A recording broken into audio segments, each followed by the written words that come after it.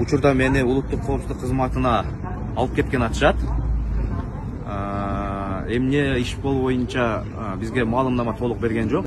21 числа. А им письмо пришло 15 декабря.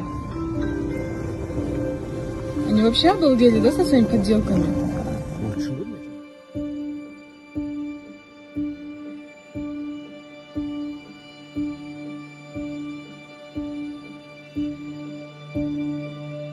Приемную По каким вопросам? В приемную? Да, в приемную Приемную ГКМБ. кому? На Джибек Джалу находится приемная ГКМБ, там будет следователь, он полностью ознакомится. Мен күбөмүнбү, свидетельминби? Эмне?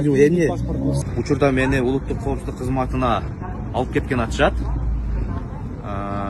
Эмне иш боюнча бизге маалымнама толук берген жок, эмне иш боюнча. Бирок бизди күбө боюнча күбө катары чакырып жатат. Азыр мына маалымат булактарында да чыгып кетиптир. Калмаматов формалдуу аэропорттон депчи. Эч мындай тынчсызданууга себеп жок деп ойлойм менимче.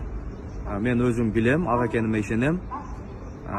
Бардык мени колдоп аткан тарапташтарга, мекендештериме дагы бир аздан кийин силерге маалымат беребиз. Эми мекендештер, мына азыр болуп аткан иш-чаранын бардыгы 100% мыйзамсыз. Адамдын конституциялык укуктарын, эркиндиктерин ченөө бул. Дежурное отношение, фонда ЦРВ, госномер Б.